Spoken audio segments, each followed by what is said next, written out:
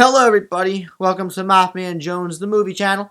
I'm your host, John Maffio, and welcome. You've made it to the end of the year. And you have already hopefully seen my top 10 list. If you haven't, check out the annotation or link down below and watch that first. Or you can watch this first if you want. You want to see me torture myself. But these are my worst 10 movies of 2015. Granted, I have not seen as many bad movies as I have in the past. Especially when I first started doing reviews, I saw everything. But I've decided to restrain myself a little bit since I still have seen quite a few bad movies. And it wasn't easy putting together this list, and as much fun as it is to rant on movies that are bad, I want to get this over with before I develop, migraines in my brain. So, let's get started with my list for the worst 10 films of the year, 2015. Number 10 is Taken 3. It's better than number 2, in many ways, but it doesn't take away from the fact that Taken 3 is still a really stupid, silly movie, and it should have ended at 1. But because the movie was successful, we had to get 2 more, right? And hopefully, if they make a 4th one, God help us all. But, it's not the worst thing to happen to mankind, so that's why it's number 10. And if I had to say anything nice about the movie, is that it's really funny watching Liam Neeson run. That's really it. Taken 3. Number 9 is Insurgent, the second film in the Divergent series. My girlfriend disagrees with me, but I can't. I hate these movies. They remind me too much of Hunger Games and every other young adult novel adaptation movie that has been released in the last 5 years. It's just capitalizing on that popularity. But now Hunger Games is over, so now this is the top dog now, apparently, I guess, and we still have 1 or 2 movies to go. But alright, let me talk about this one. At least Divergent was focused in its story a little bit. This one, I don't even know what really happens in this movie. It's just the plot is all over the place. It's convoluted. We have these random high-caliber actors walking onto the scene in this movie, and I'm like, Naomi Watts, what are you doing? Octavia Spencer, what are you doing? There are moments in the film where there are CGI all over the place. It's just a giant video game, and I couldn't take the film seriously. The movie has little tiny sprinkled moments of humor, but it doesn't help. The movie's taking itself super seriously, and I can't take the movie seriously when it's as stupid as this. It also, from my perspective, feels like a film that's just going through the motions. This franchise feels like it's just going through the motions because, okay, we have to have a couple competitors for the Hunger Games out there. Oh, what's a popular novel? And it's really frustrating to watch as the film just goes, well, we have to have this. We have to have the twist. We have to have the plot that goes from this place to that place. They have to run there. Now she's in a dream sequence. Oh, now she's jumping on fiery cubes and whoop, whoop, here she goes. Up. Plot twist! Movie over. See you next time. Fuck you, movie. Number 8 is Terminator Genisys. I enjoyed Salvation. Believe it or not, I actually really enjoy it. I have that shit on DVD. I do. Terminator Genisys is a movie that I hate. I hate. Because it takes a franchise and basically goes, you know what? Remember those 2 movies that you really, really love? The ones directed by James Cameron? Yeah, we're gonna fuck those in the ass and then make it into a distorted thing that you cannot see without thinking about this movie ever again. Genisys goes back to the movies that we loved and makes them part of this movie's story. And not for the better. It was cool seeing the war in the very beginning of the movie, yes. Some of the special effects are wicked, but the story is so convoluted and it sucks. And the movie just keeps getting worse and worse. The acting, looking back on it now, was, weird. Arnold Schwarzenegger is the best part of the movie, but they're basically making fun of him. And I don't know if I'm okay with that now, thinking about it, in retrospect. There are ways to make a good Terminator story that don't derive from movies that we already cherish. Do your own thing, damn it. Do your own thing. And because it didn't, that's why it pissed me off so much, and that's why it's number 8. Fuck you, movie. Number 7 is 50 Shades of Grey.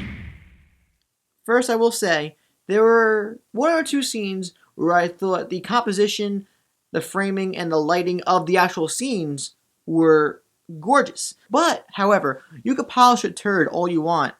It's still going to be a turd.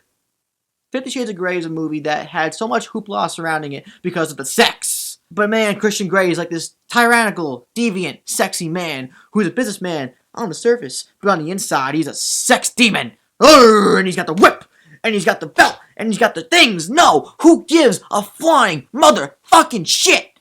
Who cares? We do. Who cares? The movie is boring. Calm down, John. Calm down. The film ultimately is trying to make us believe that this guy, who's been doing this his whole life, he has this code, is now falling in love with this chick romantically. The whole hoopla, like I said, of this movie was the sex. And there were sexual moments in the movie, yes. Were they hot? Semi, kinda. But I said it in my review. It's like watching a Cinemax softcore porno because you're watching those to get to the good stuff, right? But imagine taking the good stuff out of those softcore pornos. That's what this movie is. It sucks ass, and I never want to watch it again. Fuck you, movie. Number 6 is Paranormal Activity 5, The Ghost Dimension. Now, I haven't been a fan of the Paranormal Activity series since 3. That was the last movie I actually enjoyed watching. But I had faith in this one because, horror movies are fun, and they were promising the idea of we're going to see the activity now. Like it's going to be some innovative thing for this franchise. And you know what? It wasn't. It was just this giant black blob of venom goo symbiote that attacked our protagonists. And the movie is the same movie that we've seen 4, 5, a few times before. Same exact premise. And given the fact that it's been insinuated that this film is going to be the last film in the main series, you would think they would answer questions. But they don't. They raise like 20 more. They answer like 1 or 2, but they raise like 20 more questions. I know you're a horror movie and you have to like raise the ambiguity, but you think maybe you could satisfy your audience with answers? Fuck you, movie. Number 5 is The Boy Next Door. The film is about, I shouldn't even be calling it a film, the movie about Jennifer Lopez. Concerns her character having sexual relations with a young high school fellow who happens to be superbly hot and sexy. And now he won't leave her alone because he's a stage 5 clinger. And the whole movie, you find out he's a stage 5 clinger, but he's also a psychopath and he wants to murder her. Could have been a fun, cheesy B movie, and in a couple tiny moments, it's funny. In a B movie type of way, but I don't know if it was meant to be taken that way. Because there are so many moments in the movie where I feel like I'm laughing, but I'm not supposed to be laughing at it. Like, it's just, the screenplay is outrageously bad. The acting is also really bad, but the actual direction of the story is one of the most insane things. But I also believe that, like another film I mentioned before, this one's trying to take itself super seriously. And when you take yourself super seriously and you do things that you do in this movie that I'm not going to spoil, but, when you're trying to, like, make fun of the fact that Jennifer Lopez had sex with this high schooler, and then he's doing all these weird things like making pictures of her all over her classroom. And like, it's like, how'd you do that? It doesn't make any sense. Fuck you, movie. Number 4 is Chappie, directed by Neil Blomkamp. I'm a fan of this guy. I really like District 9, and I was a fan of parts of that movie that came out with Matt Damon that I forgot now. Elysium.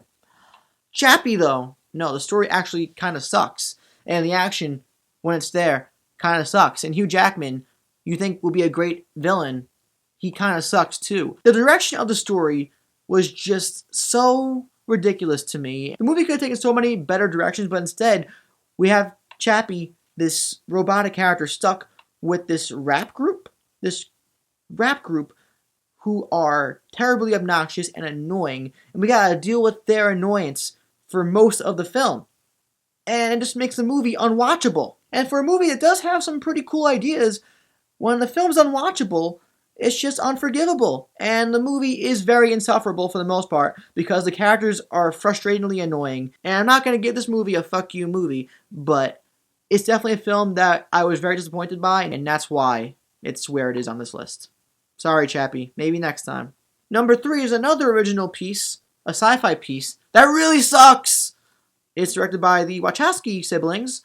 It's Jupiter Ascending. This cast in the film is amazing, but a lot of the characters are terribly miscast.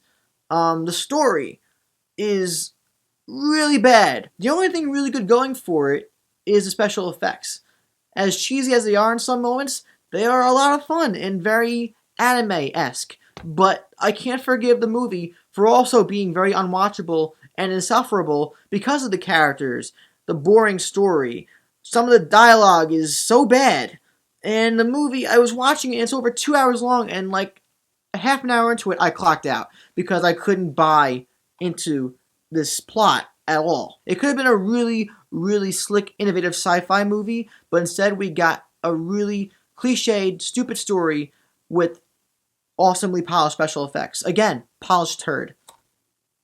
But, sorry guys, maybe next time. Number 2 is Fantastic Four, a movie that could have been great. We could have had a solid launch pad for a franchise that could have been amazing, but instead we get this terrible collaboration, as we've heard behind the scenes, between director and studio that created for a movie that starts off promising and goes downhill so steep, so hard, so fast, and it's so unbelievable how steep the fucking hill goes on this movie. It starts out okay. As bad as the plot was, it starts out okay. We have a promise for characters with actors who we actually enjoy. The story isn't so bad. They're actually cool ideas that could have been utilized in further detail. But instead, what we get is this movie that tells you that we're going to be spending time with these characters and we're going to watch them bond. And instead of watching them bond, we see a story that takes a really rapid, rushed approach. And then we have a third act, which is one of the worst third acts of any blockbuster movie ever fucking made. It is a disaster. This movie is a definition of a disaster. A multi-million budget dollar disaster. Holy God! I would rather watch the original Fantastic Four movies, the 94 movie, the ones with Chris Evans as Johnny Storm and Jessica Alba as Sue. I would rather watch those because they're actually kind of semi-fun to watch. And Silver Surfer in the second one with the Galactus Cloud. Galactus Cloud was actually kind of cool. Now I look back and compare it to this movie too. Jesus. And now we're never going to get a proper Fantastic Four movie, at least not for a very long time. And now we're going to suffer because this movie sucked. Because this movie sucked, we're not going to see a really good family Fantastic Four movie with Galactus and Doctor Doom, one of the coolest comic book characters ever made. He's been depicted as a stupid fuck, and now we're not going to see him be a good antagonist forever. Unless Fox gives up the rights. But apparently they aren't. So, fuck us! And fuck you, movie! And number 1 is a movie that I was expecting to be good. In fact, even better than I thought Fantastic Four would be. Because Fantastic Four, as much promise as I had initially, I had in the back of my mind that it could be bad. This movie, I was like, this actually, you can't go wrong with this property because it's such a magical property. But you know what? No, I guess not. Pan! When you think about Peter Pan, you think about magic. You think about fun. You think about the idea of, man, this kid, he never grew up. I don't want to grow up. I'm an adult. People don't want to grow up. They want to stay in their imaginative ways. And we all know that, I guess, when you become adult, you lose imagination. The whole idea of Peter Pan is a very fascinating one. But this movie takes something that's fascinating in imagination and just sucks out all that imagination. Instead, we get a very cliched, stupid, monotonous, boring story with another villain. Hugh Jackman is he's not Hook. He's not Hook. He's Blackbeard. And is the only good part of this movie, but he doesn't take away from how stupid this movie was. They sing Nirvana in the 1940s. I don't care if they go to Neverland first. The movie takes place during World War II, and you're singing Smells Like Teen Spirit? And then Blitzkrieg Bop? What in the flippin' world? The acting from everybody, even Hugh Jackman, as much as I liked him in this movie, was abnormal and strange. The CGI, there's an abundance of CGI, and it's not all good. For the most part, it's actually really cartoony. The story is so cliched, and we have this whole thing now where it's like Peter Pan, he's an orphan in London, but he was destined to be Peter Pan because his mother was a fairy, or his mother was a human who had sex with like a fairy king? I don't remember, but it's some really convoluted, stupid thing.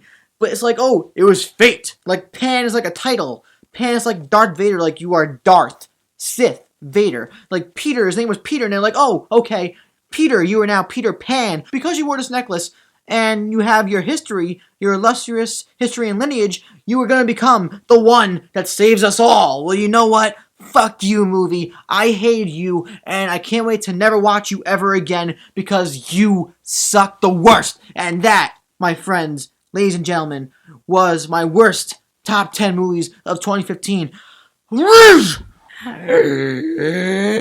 So, if you enjoyed this list, let me know what you thought about it in the comments down below.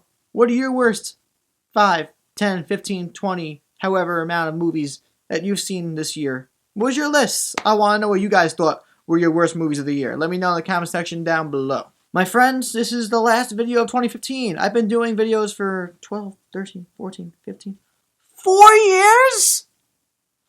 4 years? Wow.